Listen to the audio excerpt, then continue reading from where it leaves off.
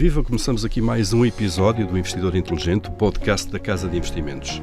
Hoje vamos falar de poupança a longo prazo, de poupança para a reforma, em especial de um produto financeiro, um instrumento que é suposto ajudar a cumprir essa função.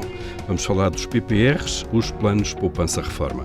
E vamos fazê-lo com um convidado que é dos maiores especialistas no país nesta matéria, António Ribeiro, economista, analista financeiro da DEC Proteste, que se junta neste episódio a Emília Vieira, CEO da Casa de Investimentos. Eu sou o Paulo Ferreira e então ao longo da próxima hora vou conduzir esta nossa conversa.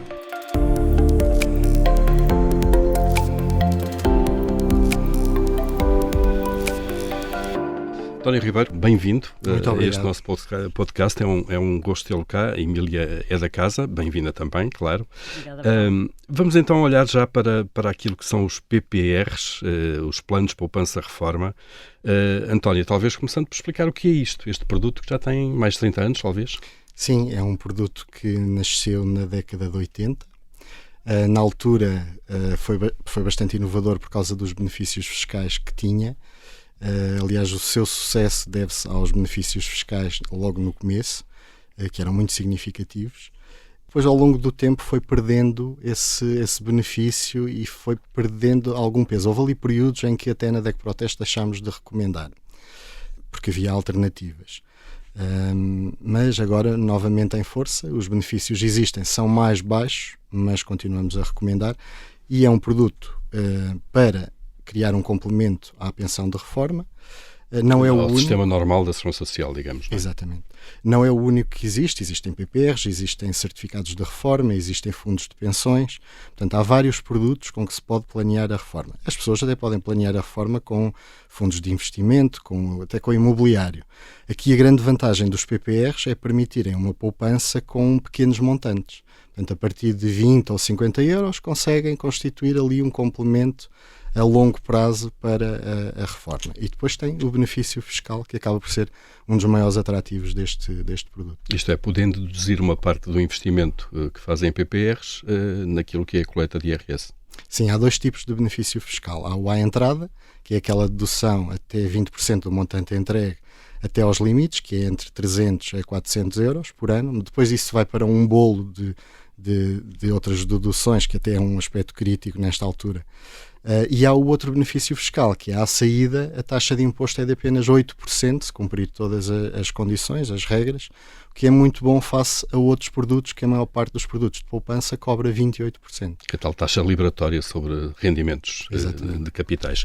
E que tipo de PPRs é que temos? O António já falou aí de vários instrumentos financeiros, nem todos são PPR. Sim, portanto há outros produtos que não são PPRs e as pessoas confundem muito. Porque nós recebemos muito na DECO pessoas que nos dizem que têm um produto, mas que não foram ao banco, queriam transferir e não conseguem. Porquê? Porque não é um PPR. Portanto, às vezes é um dos mitos que nós já vamos falar daqui a pouco. Sim, às vezes são planos mutualistas que têm lá a palavra reforma e as pessoas pensam que é um PPR. Existem os tais fundos de pensões que são ainda mais complicados na legislação e existem os certificados de reforma que na prática são um produto. Dentro dos PPRs, temos PPRs sobre a forma de seguro, que normalmente têm o capital garantido e um rendimento mínimo, é comum terem um rendimento mínimo. E depois existem os PPRs sobre a forma de fundo de investimento, que aí não há garantia de rendimento, na maior parte dos casos, há algumas exceções, e esses fundos de investimento depois têm políticas de investimento diferentes, ou seja, podem ter mais ou menos exposição ao mercado acionista. Isso é bom porque permite às pessoas ter um PPR que se adeque ao nível de risco que estão dispostos a correr. Por exemplo, um produto muito agressivo, com muita percentagem de ações, com certeza que não é recomendado a alguém que já esteja nos 50 e tal anos, assim, próximo da reforma. Mas alguém com 20 anos, 30 anos, é excelente optar por um PPR com uma grande percentagem de ações, porque vai durante décadas usufruir da valorização das bolsas. E que, no fundo, Emília Vieira, pegando neste ponto precisamente, de que forma é que devemos usar um PPR? E já agora este mix de investimentos que os próprios PPRs fazem também é interessante. Eu vou começar por fazer a seguinte declaração. Trabalho há 34 anos, trabalhei na banca e nunca tive um PPR, a não ser quando lançamos o da Casa de Investimentos. E porquê é que nunca tive um PPR? Primeiro porque o tal benefício à entrada, a dedução à coleta, concorre com outras despesas, como o António disse, e, portanto, muitas vezes é ilusório. E segundo, porque, por norma, não são bem geridos. São geridos com muito más rentabilidades.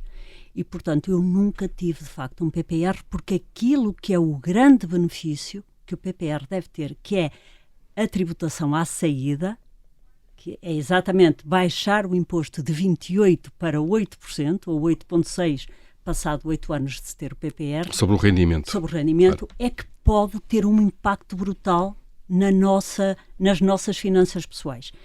E, portanto, eu fiz o primeiro PPR com a Casa de Investimentos e até é o seguinte, o PPR Save and Grow.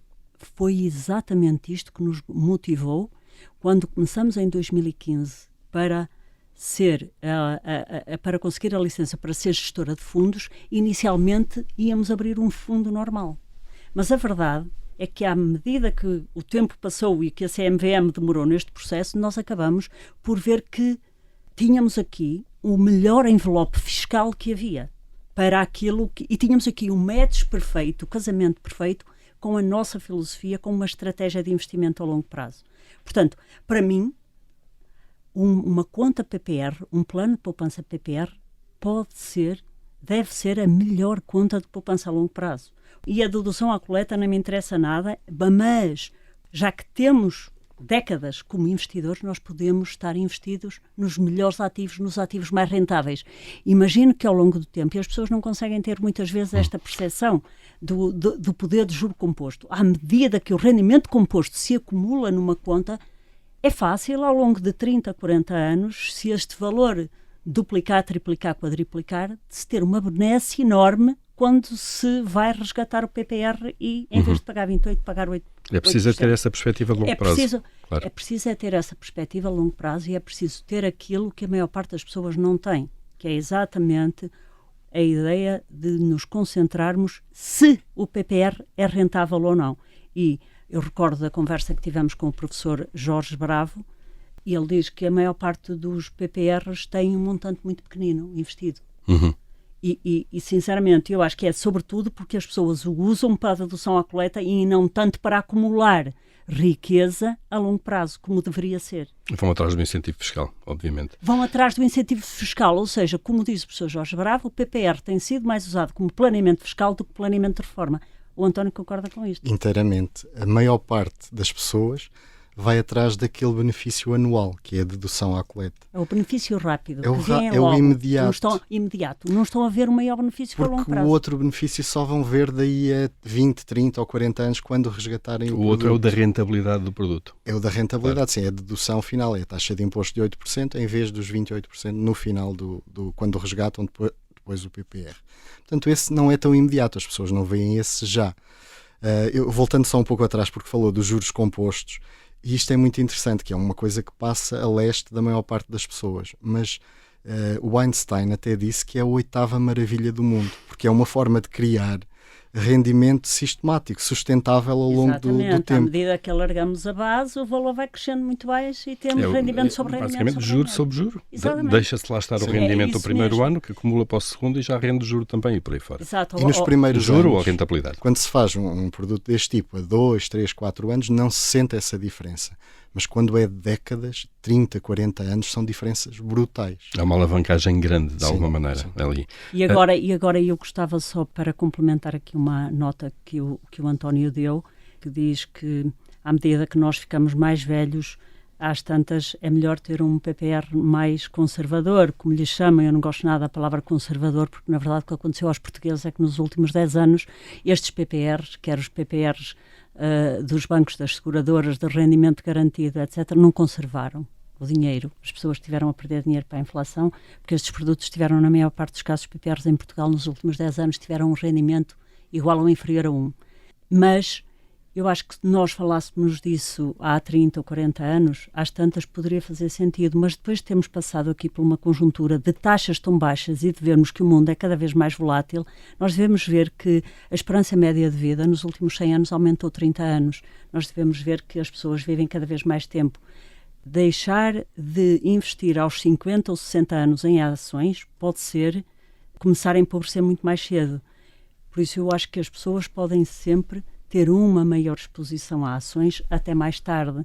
Agora, tem é que ser sensato, tem é que ser com uma filosofia muito bem traçada, mas de facto esta questão é relevante.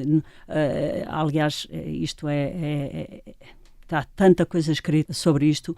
Nós já vimos que o rendimento em ações é muito maior, já vimos que as ações a longo prazo são menos voláteis do que as obrigações e estamos, inclusivamente, hoje a assistir a uma queda ao longo destes últimos 3 anos na classe das obrigações, nos tais investimentos que disseram às pessoas que eram conservadores e que não tinham risco e que hoje estão a perder dinheiro. E perdem dinheiro no valor que estão transacionadas no mercado. Exatamente. Secundário, as obrigações, porque o preço cai quando os juros sobem, de alguma maneira. Claro, é isso mesmo. E, portanto, nós só lançamos um PPR porque ele pode ser 100% em ações e pode ser muito mais seguro do que um PPR 100% obrigações. A tal perspectiva do longo prazo. Eu vou só explicar para precisar o conselho, porque assim nós recomendamos na DEC Proteste que as pessoas até 10 anos antes de atingirem a idade de reforma, ou então 10 anos antes de se reformarem, da idade em que tencionam reformar-se, aplicar num PPR com investimento em ações, se possível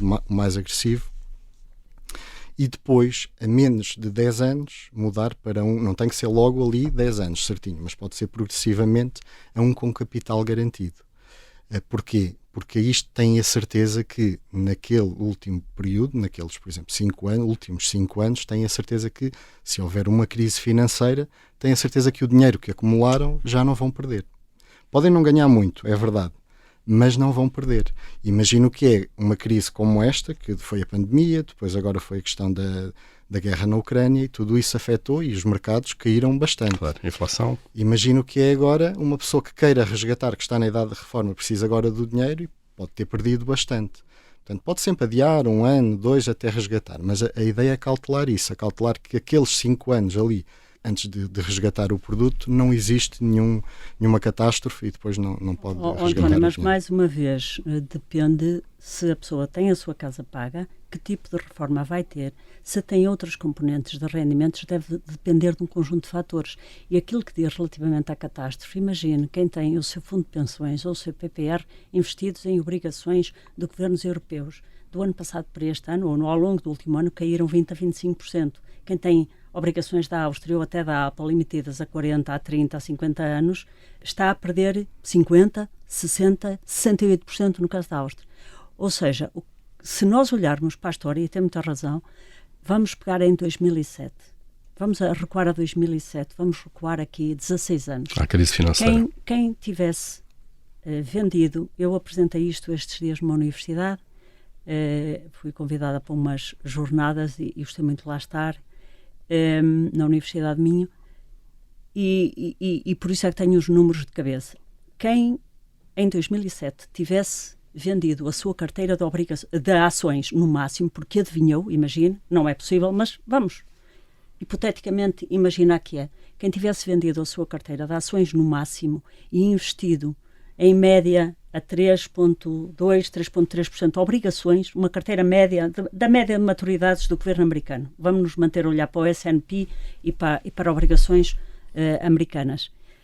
Teria, de facto, passado por 2008 e 2009 extremamente satisfeito, descansado, via o mercado cair. As obrigações também recuaram, atenção, o seu preço também recuou, mas o Tesouro Americano é convencionado como dos ativos mais seguros do mundo. E quem comprou esta carteira que foi vendida no máximo, esta carteira de ações que foi vendida no máximo de 2007, viu a sua carteira de ações cair 56%, o mínimo em 6 ou 10 de março, ou 9 de março de 2009, foram os mínimos que o mercado fez, dependendo de título para título, mas foi por aqui. Viu a sua carteira cair no S&P, caiu 56%. Foi a segunda maior queda em 100 anos. Portanto, não estamos a olhar para uma coisa vulgar, estamos a olhar já para um evento altamente extraordinário. Bastava que a pessoa tivesse mantido essa carteira em média, que teria chegado ao final de agosto deste ano a ganhar, em média, 9,6% ao ano. 9,6%, tendo passado pela crise financeira, tendo passado pela crise de dívida soberana europeia, por todas estas confusões, Covid, pandemia, guerra na Ucrânia, etc. Sabem o que é que aconteceu? Portanto, há um rendimento acumulado de 300 e tal %. Sabem o que é que aconteceu a quem tinha uma casa? Há a pessoa que vendeu no máximo, que acertou no máximo e que ficou sempre à espera da boa oportunidade para entrar no mercado. Ganhou em média 3,2%, 3,5% ao longo destes 14, 15 anos e o ano passado perdeu 16%, 18%. Portanto, na verdade, ganhou 2,1% em 16 anos. Isto é, repare, se pagar 28% de imposto sobre este rendimento, esta pessoa perdeu dinheiro para a inflação em 16 anos. Portanto, foram muito mais arriscados ter obrigações do que ter ações. Do que manter as ações, apesar da queda. E acho que é isto que o sistema financeiro não dirige bem às pessoas, porque para o sistema financeiro, para um banco ou para uma seguradora, é muito fácil vender uma coisa que não varia de preço. É como um imóvel, está ali e não varia de preço, mas pode-se perder muito dinheiro no imóvel. E as obrigações é a mesma coisa, têm uma taxa fixa, até no final devolvem o dinheiro, se devolverem, não é? Porque também há a possibilidade de não devolverem. E se precisarmos no dinheiro no entretanto? Depende da maturidade da obrigação. E depende do momento do mercado. Como se investe nessa classe. E por isso é que eu acho que isso também depende. Não deve ser. Nós já temos cada vez mais gente a viver 100 anos. Não deve ser dito assim. Há que mudar um bocado este discurso, adaptá-lo para a nova demografia. António. A questão é que as pessoas não compram diretamente as obrigações. O que elas compram é um seguro PPR que investe em obrigações, mas o seguro em si dá-lhe capital garantido. Portanto, a seguradora tem que apresentar o capital. Correto, mas pode garantir da carteira... o rendimento zero, António. Pronto, exato, mas está bem, mas não perde dinheiro. A questão é essa. Perde para a inflação, perde por a inflação, compra. sim. Em termos reais. Pois, em termos reais perde. Sim. Mas essa é a grande diferença entre nós, quando fazemos esforço de poupar e de investir a longo prazo, é para conquistarmos ganhos de poder de compra. Sim. Ser esse o princípio. Mas neste caso é o assegurar que ali naqueles 5 anos antes da reforma não vai perder, é só o assegurar. Não quer dizer que investindo em ações não corresse bem e ganhasse mais. A questão é assegurar que aquele produto, mesmo que as obrigações percam, aquele produto garante-lhe, nem que seja 0%, mas está lá o capital garantido. Agora, claro que é preferível que seja o mínimo tempo possível, porque senão são muitos anos com um rendimento muito baixinho. Portanto, eu acho que o ideal é os últimos 5 anos. Apesar de nós nas publicações dizermos sempre a última década. Porquê? Porque nós falamos para um grupo muito alargado de pessoas e a maior parte dos portugueses são conservadores. Portanto, nós não podemos dizer a toda a gente que é só... dos portugueses não têm literacia financeira. Esse é o grande problema. O que são o que a indústria financeira os classificou. Pôs de um lado conservadores, moderado e agressivo. Porquê? Porque assim era fácil talhar produtos, porque têm pessoas nas agências que não sabem a fundo o que é que estas coisas são, que matemática é que está por trás das obrigações, porque as pessoas hoje estão surpreendidas. Como é que foi possível ter uma queda tão grande de rentabilidade nestes ativos, ou eles estarem a cotar tão baixo, mas afinal isto tinha risco. Portanto, a questão é mesmo esta. É muito mais fácil padronizar e depois talhar coisas diferentes e vender, porque não tem hipótese de ter um especialista em cada balcão que sabe a sério do que é que são estes ativos. Portanto, o melhor é mesmo dar às pessoas conhecimento, porque assim elas podem escolher. E a falta de literacia não é só das pessoas, é de quem está a vender os produtos, quem está nos bancos. Totalmente de acordo. Há montes de produtos, chegam-nos muitas queixas de produtos que como é que é possível terem recomendado aquele produto àquela pessoa com aquela idade. E com aquele perfil, claro. Porque, obviamente, eles têm objetivos comerciais, o rendimento depende das vendas e depois dão qualquer produto a qualquer pessoa sem... Aliás, a Invest Proteste faz na última publicação, nós subscrevemos também. Só para dizer que estamos a gravar isto em meados de outubro, para ver referências da última publicação. Mas faz referência a uma obrigação emitida pela Caixa Geral de Depósitos, que não devia a um Banco de Estado a 2026, e diz claramente, a DECO diz claramente que está ali um engodo para aliciar as pessoas que nunca vai pagar. Portanto, o que está a ser comercializado hoje pela banca em Portugal são produtos que criam às pessoas uma ilusão de um rendimento que nunca vão ter, dizendo, mas há uma probabilidade. Isto não devia ser possível, muito menos num Banco do Estado. Vamos falar de rentabilidades, António. Já sei qual é o produto, porque acho que fui eu que analisei. Pronto, então, parabéns, porque está uma excelente análise. Vamos recentrar nos PPRs e António Ribeiro. Conseguimos ter a ideia, então, das rentabilidades que os PPRs em Portugal têm conseguido? Sim. Já falámos do benefício fiscal, mas depois o essencial do produto é a tal rentabilidade, não é? Sim, vem mesmo a propósito que fechámos, hoje é quinta, fechámos ontem a Proteste Invest e, portanto, tenho aqui as rentabilidades fresquinhas do mês passado.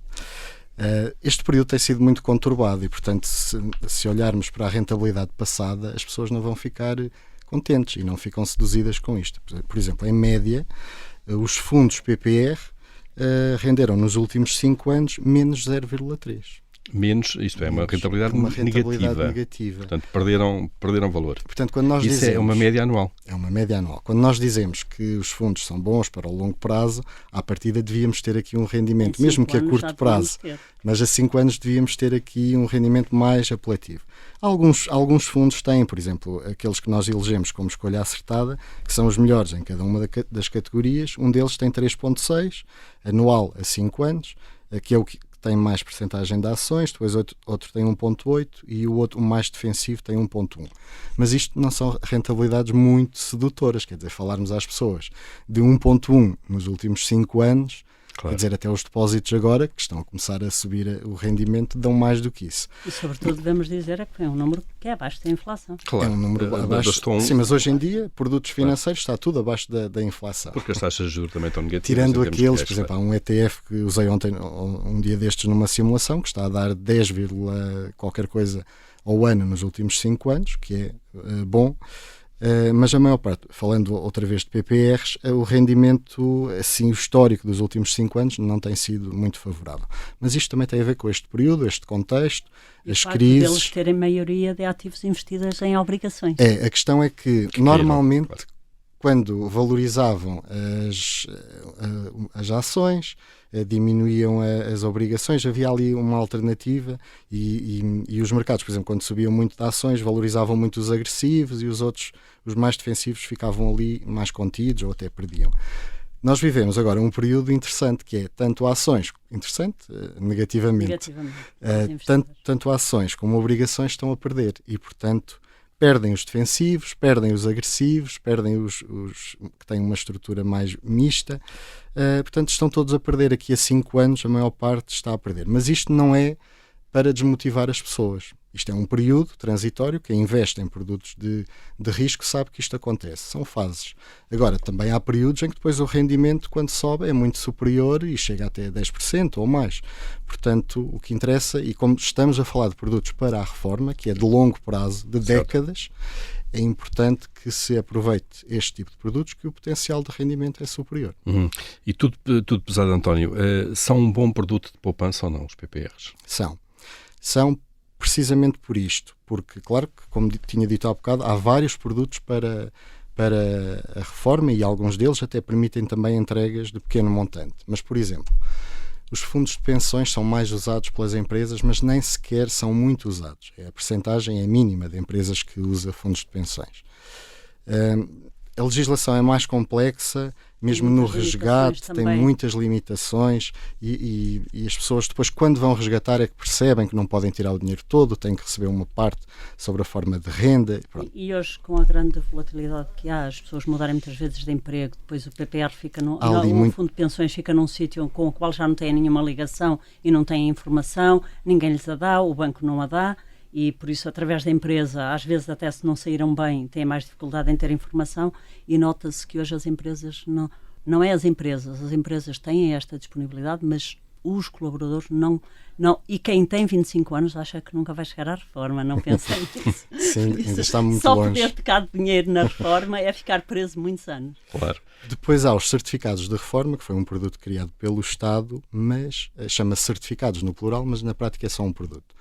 Portanto, ao contrário dos PPRs, que nós temos dezenas de produtos com comissões diferentes, com política de investimentos diferentes, nos certificados de reforma só temos um fundo que nem sequer garante o capital. Portanto, quando se usa o termo certificados, que está ligado aos certificados da Forro, parece que garante o capital, mas não garante. Até o Estado cria este tipo de produtos. Cria a ilusão às pessoas. Sim. E é só um produto, não é possível mudar, transferir para outro. Portanto, também este nem sequer recomendamos. E depois há planos mutualistas que não são PPRs, não têm as mesmas vantagens. Em Portugal existe um produto único que não existe nos outros países, que é o plano de poupança-reforma. Daí que, ao contrário dos outros países, os fundos de pensões nunca conseguiram ter uma força muito grande. E aqui a maior parte das pessoas, quando pensam em reforma, é o plano de poupança-reforma. Agora, vai existir também, ou já existe, o produto de reforma pan-europeu, que já foi criada a figura desse produto, mas não sei o que é que se passa em Portugal. A legislação parece que está enguiçada, já saiu uma boa parte da legislação, mas a parte fiscal está escondida, ninguém sabe o que é feito dessa legislação. Há mais de um ano. E enquanto não houver novidades aí, o produto não existe. O produto não existe, claro, na prática em Portugal. É preciso saber qual é o contexto fiscal. Sim. Anunciou-se com grande pompa o produto, mas depois está tudo parado, ninguém sabe o que é que aconteceu. Pronto, e são estes os produtos que temos. Com certeza que os PPRs, para nós na DECO, são aqueles que nós recomendamos, precisamente porque há muita escolha, há dezenas de produtos, as pessoas podem transferir, não estão contentes com um, podem mudar para outro. A questão é também saberem. Terem conhecimento que podem... Já vamos discutir uma série de mitos, talvez, não é? Sim, sobre os PPRs, que talvez seja melhor aqui para a organização da nossa conversa.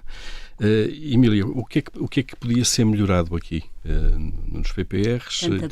Tanta coisa, mas eu antes de responder a essa questão ia só responder a outra, ia só dar aqui um complemento a uma informação que o António deu.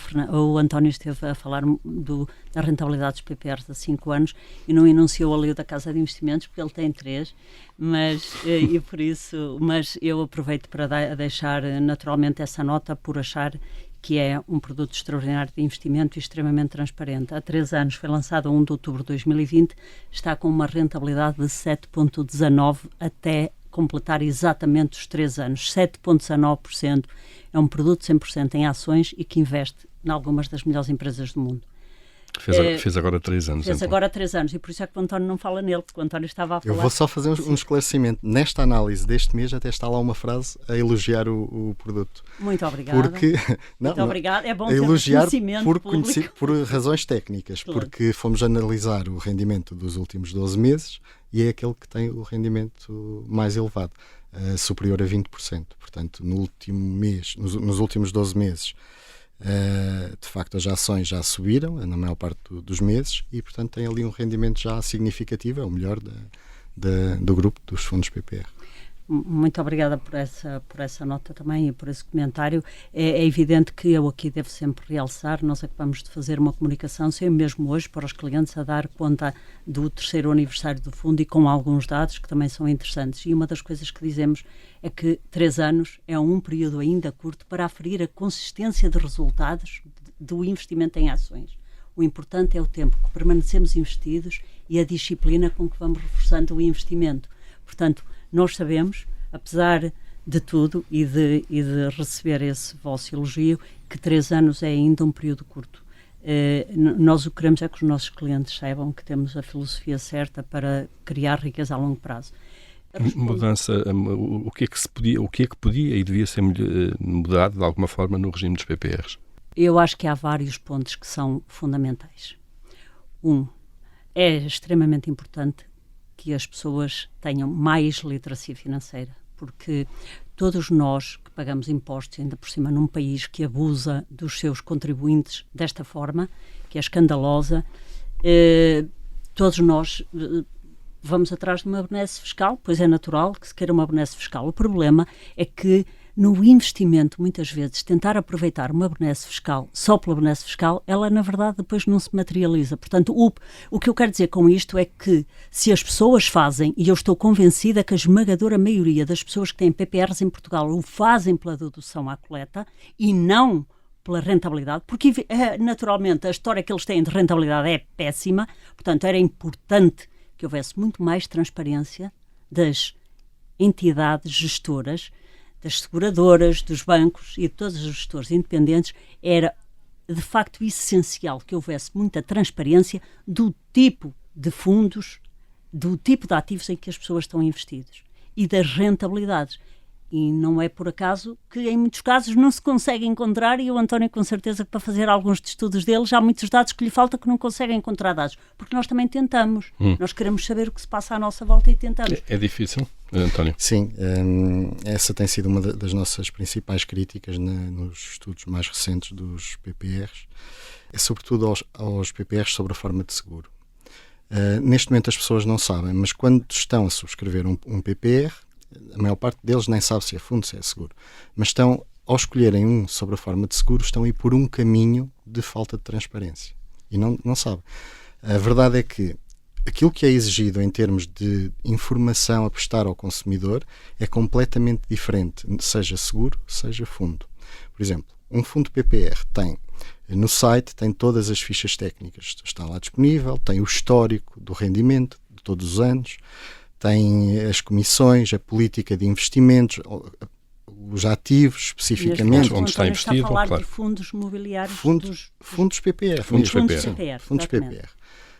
Está lá tudo discriminado. As comissões são muito claras. Quando vamos para um PPR sobre a forma de seguro, é muito difícil encontrar informação. Primeiro, dão-nos um regulamento de gestão com 20 ou 30 páginas. Depois, as comissões, aquilo vem tudo dependente de não sei do quê, de uma variável. É muito complicado para uma pessoa que não tenha grandes conhecimentos financeiros, não consegue perceber. Depois, o histórico, por exemplo, num site, numa seguradora, é quase impossível encontrarmos lá o histórico daquele seguro. Dos anos anteriores, nós queremos saber quanto é que rendeu para comparar com outros produtos. Quase não existe. É muito raro. Política de investimentos, a carteira de investimentos também. Ou seja, é muito difícil. A forma como as entidades supervisoras estão a tratar o mesmo produto, porque ele é o mesmo produto, é um PPR, com a mesma legislação, só que se tiver a forma de seguro é uma coisa diferente. Opaca, é uma coisa opaca. A própria autoridade supervisora de seguros publicava, foi aliás uma bandeira deles, em nome da transparência, começou a publicar há uns anos uma lista com o rendimento e as comissões. Este ano não publica. Não sabemos porquê, já questionei, disseram, sabemos ou podemos deduzir? Podemos deduzir que seja porque tiveram um dos piores anos da história. Com certeza, mas isto não é bom, não é mas positivo. O regulador Claro pode não, fazer essa gestão de publicar ou não publicar conforme as coisas correm melhor ou pior. Uma entidade supervisora que está a ocultar o rendimento dos produtos que estão na sua alçada, para quê? Para proteger, que tiveram, para os consumidores não virem. Seria na CMVM ou no Banco de Portugal. Com certeza. E há outra coisa. Eu diria que nem na Associação Portuguesa de Seguradores isso seria aceitável. Não deveria ser. Nem aí deveria ser aceitável, menos na autoridade reguladora. O consumidor, para ter boas decisões de investimento, tem que ter informação disponível. Os seguros é um grupo de produtos, os seguros PPR, muito opaca. É difícil as pessoas encontrarem a informação sobre aquele produto. E depois são comercializados no banco, o gestor de conta diz-lhe, temos aqui este produto, a pessoa não vai comparar, não vai ver, naturalmente, fazer a sua pesquisa de mercado, nem tem conhecimentos para isso. Subscreve aquele produto, muitas vezes nem sabe que é um seguro e depois se lhe sugerir um fundo e diz que não tem capital garantido, não quer. É muito difícil lutar contra esta iliteracia e contra esta escuridão na informação que existe. A iliteracia é uma questão da maior gravidade a todos os níveis, já sabemos, e não é só para a escolha de produtos financeiros, até para a forma como as pessoas se endividam. Se tivessem mais literacia, endividavam-se muito menos, porque viam que a dívida é exatamente o oposto daquilo que é o rendimento composto. Mas não é a iliteracia que justifica oferecer produtos maus às pessoas. É que oferecer produtos opacos é poder cobrar mais, é ter um sistema enviesado da decisão, porque quem está a vendê-los sabe tudo sobre eles e sabe que vai ganhar, mas quem está a comprar não faz a menor ideia. Vai pela confiança. A questão é que está a confiar nas pessoas erradas, está a confiar nas entidades erradas. Isso é um abuso de confiança. Nós estamos a abusar da ignorância, da falta de literacia e da inércia das pessoas, porque estamos a falar de uma, julgo eu, o António traz dos números melhores, mas estamos a falar de 16 mil milhões de euros em produtos de seguro, em PPRs, sob a forma de seguro. Sim, aliás, o mercado dos PPRs, 80% dos PPRs que existem em Portugal são sob a forma de seguro. Portanto, estamos aqui a falar da maior parte dos PPRs que existem, que as pessoas têm. E que ainda por cima é um produto híbrido, sim, com componente de seguradora, de seguro e componente de rentabilidade. É um produto financeiro. Claro. Apesar de se chamar seguro, é mais um produto Portanto, cariz financeiro. Esses PPRs dão um mau nome à melhor solução de poupança a longo prazo. Porque acho que é por isso que as pessoas comprometem, como o professor Jorge Bravo disse no podcast sobre a Segurança Social, montantes muito pequeninos, porque em média, diz ele, em Portugal, os PPRs têm em média 9 mil euros. 9 mil euros, palavras dele, é um montante muito pequenino para um complemento de reforma. Correto? Sim. Portanto, as pessoas só fazem de facto pela adoção à coleta porque não tiveram rendimento. O histórico é esse. Sim, mas a política dos PPRs tem sido essa. Não havia uma grande iniciativa na apresentação de rendimento, não havia uma grande concorrência. Eles vendiam, os produtos vendiam-se a si próprios por causa do benefício fiscal que proporcionavam. Portanto, eles não tinham uma necessidade tão grande de render mais e de dar mais de rendimento às pessoas. Foi o benefício fiscal também que prejudicou um bocadinho isso. Agora, há pouco tinha perguntado medidas que podiam ser feitas para melhorar. Há aqui uma que é muito importante. Portanto, esta da transparência é uma das nossas que já temos referido nos últimos artigos, sobretudo dos seguros, mas este ano, e agora este mês comemora-se o Dia Mundial da Poupança, e nós vamos apresentar 5 medidas para o Estado promover a poupança, porque em Portugal estamos com o nível de poupança mais baixo da Europa, 5,7%, enquanto do rendimento disponível. Do rendimento disponível, enquanto a média na zona euro média é 14,8%, portanto Quase é mais do mais, dobro. Claro. E isto é chocante porque é todos os anos, sistematicamente, este tipo de números.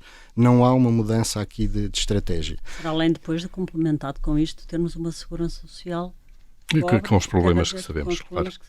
E uma dessas medidas que tem a ver com o assunto que estamos a debater aqui é proporcionar mais interesse aos PPRs, uma vez que este ano, com estas medidas excepcionais de resgate dos PPRs, há muitas seguradoras e sociedades gestoras que vão ver muito dinheiro a sair de lá.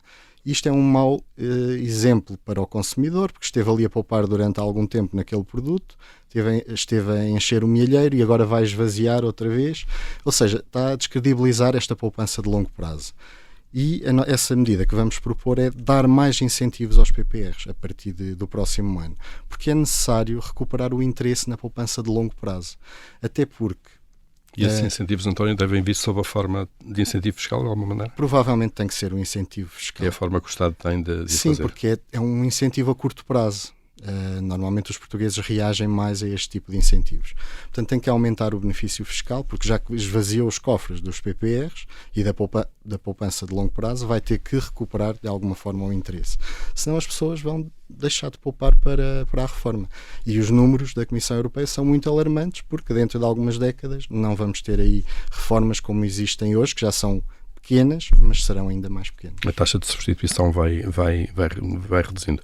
O António falou agora,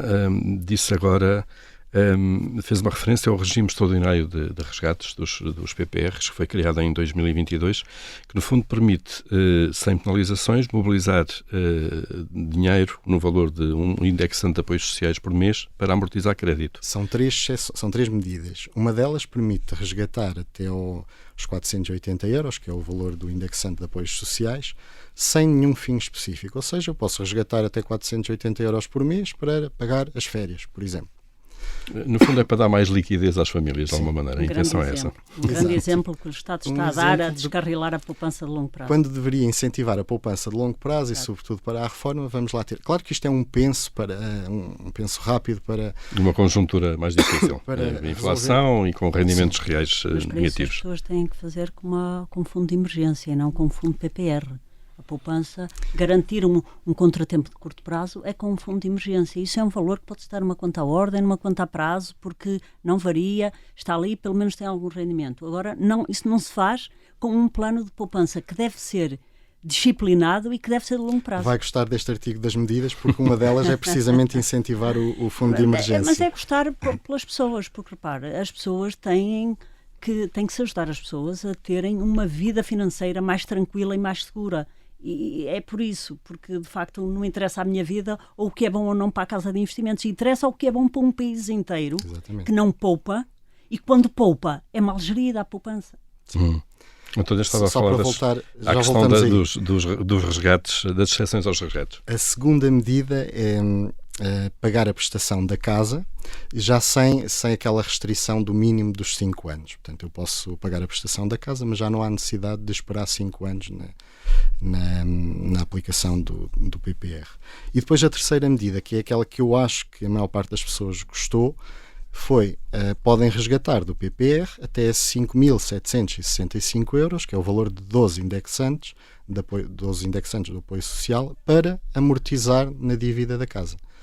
Agora, eu acho que é daí que virá grande parte dos resgates dos PPRs este ano. E racionalmente isso pode fazer sentido? Dependendo assim, da, se as da pessoas rentabilidade do PPR. estiverem muito apertadas financeiramente, pronto, vão diminuir um bocadinho a prestação da casa. Não sei se fará uma diferença muito grande, mas de acordo com a situação. Agora, aqui a questão é, o sinal que se está a dar é desvalorizar a poupança de longo prazo. Desvalorizar poupanças, claro. Sim. Isso é fundamental. E depois eu acrescentava aqui um ponto. Para as pessoas que olham para esse PPR, para esses PPRs em que acumularam poupança e esforço de poupança e não tiveram rentabilidade nenhuma e continuam hoje a não ter, não é o caso, como já falamos da Casa de Investimentos, mas é o caso de muitos PPRs, e na verdade até acho que tomam uma decisão inteligente de resgatar. Porque se nós repararmos, se olharmos para a taxa de inflação, que está agora em 3,6%, como o António disse há pouco, há 5 anos, tem poucos que tivessem tido essa rentabilidade, mas se for ver os de capital seguro tiveram rendimentos mais baixos, o que é que isto quer dizer? Muito mais baixos. Isto quer dizer que a maior parte das pessoas perdeu dinheiro para a inflação, pelo menos a bater a dívida, estão a reduzir essa dívida. Se lhes custar hoje 4% ou 4,5%, obviamente que estão a usar melhor o seu dinheiro. Tenho pena de o dizer, porque não se devia descarrilar um programa de poupança a longo prazo, mas à beira daquilo que as pessoas têm hoje, às tantas é a única forma de pressionar estas instituições financeiras para gerirem o dinheiro melhor e cobrar menos, porque quando vemos algumas taxas destes PPRs, as taxas de gestão, as comissões de gestão, são comissões de 2% e mais, muitas vezes, quando gerem numa classe de ativos que não teve rendimento de 2% nos últimos 10 anos ou 15. Portanto, a questão é o que faz sentido para as pessoas. É mesmo preciso fazer as contas. Mas para o consumidor, o seguro tem o capital garantido. Ele pode render 0, mas tem o capital garantido. Certo. E nos fundos, há 5 anos, estiveram negativos. Exato, estiveram negativos. É diferente, correto. Mas mesmo assim, ter o capital garantido, também se o abater à casa, tenho a certeza que aquele dinheiro ficou pago. A questão é que está a reduzir encargos futuros também. Está a reduzir encargos futuros. Claro. A questão é essa. Há aqui uma nuance. Eu nunca aconselhei ninguém a pagar a sua casa. E para alguns casos, para quem hoje tem o PPR da Casa de Investimentos com uma perspectiva de ganhar 7 ou 8 ou 9% ao ano e que tem o histórico que tem, obviamente que não deve resgatar, porque continua a ser muito mais vantajoso do que liquidar o seu crédito de habitação. Mas quando pagam juros menores. Atenção, e nós tivemos resgates, temos ao longo destes... desde que temos o fundo, ao abrigo desta lei, foram resgatados 158, quase 160 mil euros. O valor é inferior a 158 e tal. E a mim parte-me o coração ver que as pessoas fazem este esforço de poupança e depois levantam o dinheiro. Mas, efetivamente, alguns precisam mesmo e têm esta flexibilidade. Agora, na maior parte dos casos, as pessoas veem nisto, olha, pronto, aquele dinheiro está lá parado, não fazem nada com ele, pelo menos vou abater à dívida da casa. Eu sou sempre contra descarrilar a poupança a longo prazo, mas neste caso concreto nem sou, porque de facto não lhes tratam. Isto só tem sido um bom negócio para as instituições financeiras, não tem sido para as pessoas. Eu acrescento só uma nuance, é que nós alertamos sempre nessa questão do resgatar, só mesmo em caso de necessidade, e sobretudo no caso dos fundos é preciso ter cuidado, porque no caso dos fundos as pessoas podem estar a resgatar no momento em que o fundo está a perder, face ao momento em que subscreveu, e portanto não só está a perder o dinheiro que colocou lá, mas está a resgatar muito menos. Portanto, por exemplo, investiu 1.000 euros, mas vai resgatar só 800 e tirou as unidades todas de participação. Sim, é verdade isso. Tem muita razão. E está ali a perder o dinheiro de duas formas. Por isso que resgatem os PPRs. Por isso é mais fácil. Se tiverem, por exemplo, um PPR sobre a forma de fundo e outro de seguro, se calhar é preferível resgatar sobre a forma de seguro. Eu acho é que devemos dizer às pessoas também esta questão do rendimento garantido e dos PPRs seguros, porque estão a pagar o prémio como nós pagamos o seguro da nossa casa ou o seguro do carro. É um custo que temos para uma eventualidade que nos acontece. A questão é que quem tem uma poupança a longo prazo está a pagar um seguro, desculpa aqui entre aspas, que nunca vai usar, porque no longo prazo o investimento bem feito permite sempre rentabilidade positiva. Portanto, estão a pagar aqui por um seguro que nunca vai ser usado. E uma coisa era investir num produto e fazer um seguro para garantir que daqui a 3 anos, quando preciso dele, é aquele montante. Mas se nós estamos para décadas, não faz sentido. Estamos quase aqui a chegar ao fim do nosso tempo de hoje. Há algumas ideias feitas sobre os PPRs, alguns mitos talvez, e agora para conversa, para resposta, se quiserem, mais rápidas, acho que podíamos passar por aí. Primeiro talvez seja, os PPRs não se podem transferir. António, isto é verdade? É assim ou não? Podem transferir, sim, isso é falso. Aliás, de produto para produto e de banco para banco, de grupo para grupo, claro. E de fundo para seguro, sim. No passado existiam comissões de transferência muito elevadas e era um desincentivo até à transferência. Mas depois e há concorrência no setor financeiro já agora. Claro. E foi uma luta de anos da DECO Proteste, foi até que conseguiu-se diminuir o valor da comissão de transferência. No máximo, atualmente é de 0,5 e é só aplicada nos PPRs com capital garantido. Portanto, um fundo PPR nem sequer podemos transferir, que nem sequer tem comissão de transferência. E é obrigatório que ele seja transferido em 10 dias úteis e, neste caso, os reguladores deviam estar mais atentos porque há muitas instituições que continuam a não cumprir. Nós já recebemos, até à data de ontem, 1.156 PPRs transferidos ao longo destes 2 anos e pouco e muitas vezes esperamos pelo PPR 2 meses e meio, não raramente. Há alguns, aliás, vamos apresentar uma reclamação junto dos reguladores exatamente com as entidades que demoram mais do que os 2 dias, porque efetivamente já o temos feito constantemente, sempre que isto acontece, e é frequente, mas vamos fazê-lo de uma forma mais formal, porque efetivamente continua a tratar-se assim as pessoas, alegando, pedindo mais um documento, dificultando muito a transferência e criando muitos problemas, e às vezes as pessoas desistem. As instituições financeiras fazem isto de propósito, não é? Claro. Mas estas transferências é uma boa coisa porque estimula a concorrência entre entidades financeiras. E no fundo estimula também a literacia financeira das pessoas de andarem à procura do que são os melhores produtos. Outra ideia feita, isto é uma poupança para a reforma, portanto só pensamos nisso quando tivermos 40 ou 50 anos ou até mais. António? Durante muito tempo, de facto, falou-se disso, que o PPR era bom só para começar aos 40 anos. Tinha a ver com simulações fiscais, foi numa altura em que eu comecei a estudar estas matérias, portanto, quando eu cheguei depois mudou-se um bocadinho o conselho e já não é assim. Portanto, o ideal é fazer o PPR, é subscrever e começar a pensar nesta poupança de longo prazo para a reforma o mais cedo possível. Quando se começa a trabalhar, começar logo a integrar uma parte do rendimento, mesmo que seja pequena, para um produto de reforma. Até porque o PPR é um milheiro para a vida, porque não tem lá exceções que não é só para a reforma, ou seja, o objetivo final é a poupança para a reforma. Mas nós podemos usá-lo numa doença grave, podemos em incapacidade para o trabalho, em desemprego de longa duração, portanto, qualquer daquelas grandes dificuldades que vão surgindo ao longo da vida, nós podemos usar esta poupança para isso, além da reforma. Se tudo correr bem, ficará para a reforma. E, portanto, o conselho aí é começar mais cedo. É começar o mais cedo. Eu até tenho uma simulação que é interessante. Diga, não podemos mostrar números aqui, mas vamos ouvir. Sim, mas é muito simples. Vamos supor que nós começamos também a recomendar, porque não fazer um PPR de elevada percentagem de ações para os filhos. Porque se começar a poupar o mais cedo possível, vamos supor que começava logo no primeiro ano, assim que nascia, até aos 20 anos, os pais iam fazendo a poupança e depois o jovem começava ele a contribuir para o PPR e, portanto, fazia aqui uma poupança de 67 anos. Todos os meses colocava 50 euros. Durante 67 anos, que é um número, pronto, é preciso muita disciplina para fazer isto, mas a verdade é que ao longo da vida colocavam 4.200 euros. Portanto, os 50 vezes por mês, vezes 12, que eram 804 contribuições, portanto, davam um total de 4.200 euros. Se tivéssemos um PPR de 10%, e às vezes existem alguns, mas depois eu dou um exemplo com um rendimento mais baixo, conseguíamos quase 4 milhões de euros. 4 milhões, de 4.800 para 4 milhões. É muito interessante. Na prática, funciona a capitalização composta. É o efeito de capitalização, o tal que o Einstein disse que era a 8ª maravilha do mundo, e as pessoas não têm noção disto.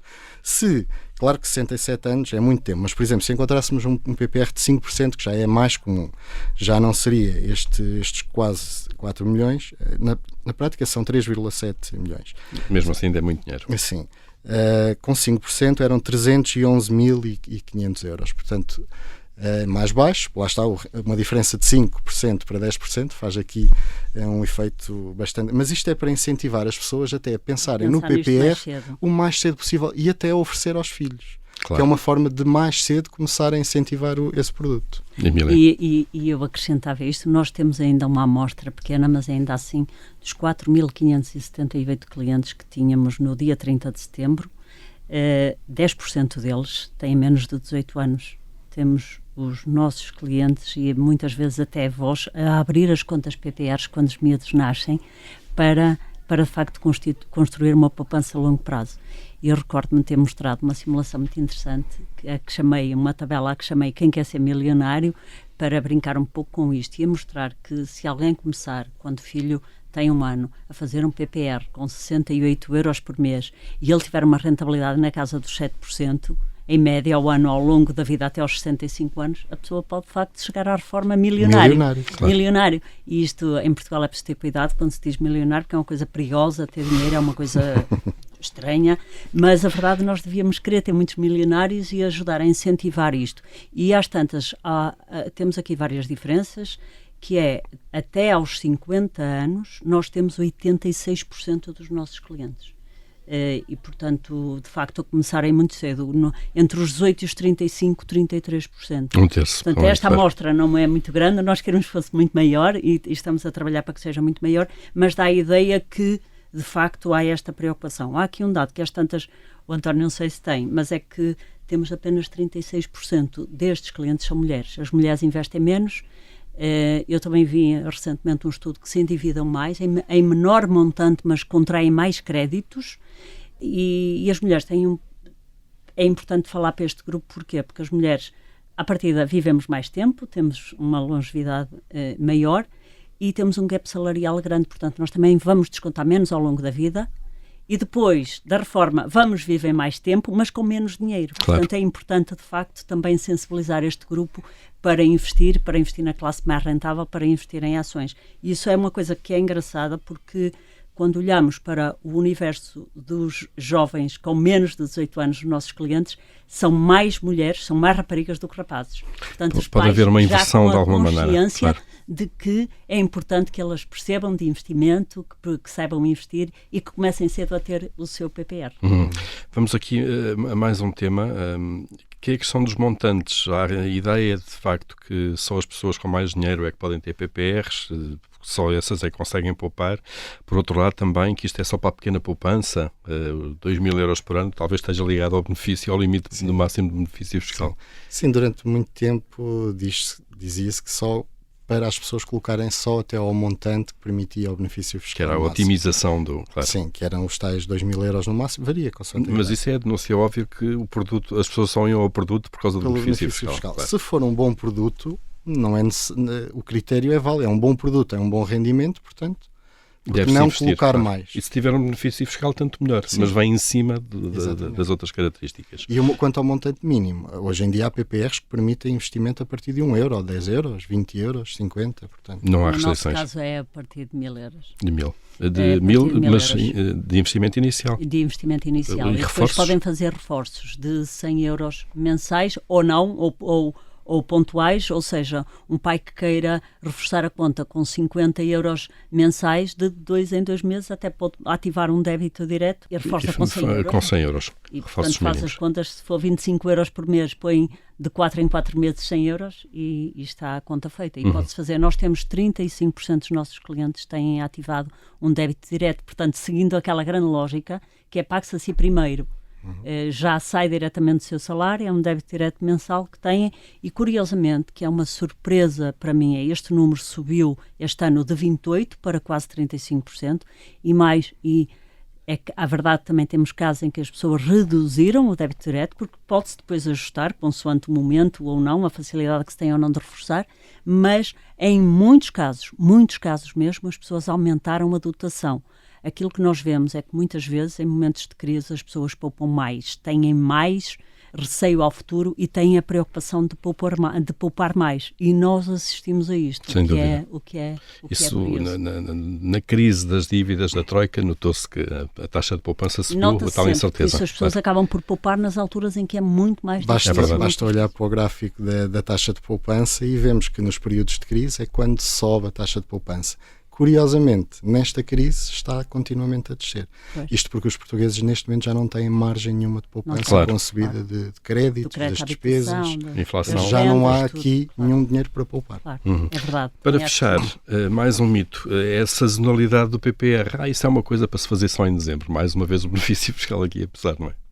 As pessoas normalmente deixam para o final do ano e isso, a Emília deve ter noção disso, que se calhar é no final do ano que as pessoas vão mais à procura de subscrever, por causa do benefício fiscal. Sim, eu acho que sim, acho que é sobretudo isso, está colado a isso, é de facto o maior em termos de número de aberturas de conta, sim.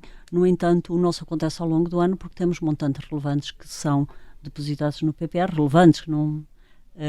portanto, não são os 2.000 euros, valores mais significativos e PPRs transferidos, e por isso acabamos por no nosso PPR não ser vítimas da sazonalidade, mas sim, infelizmente as pessoas deixam, e muitas vezes deixam mesmo para o último dia, quando no último dia a efetivação da subscrição da UP muitas vezes já tem que saltar para janeiro, portanto têm mesmo que se prevenir e pelo menos fazer isto 2 dias úteis antes, mas sobretudo o que eu acho é que não devia estar, isto é investimento a longo prazo,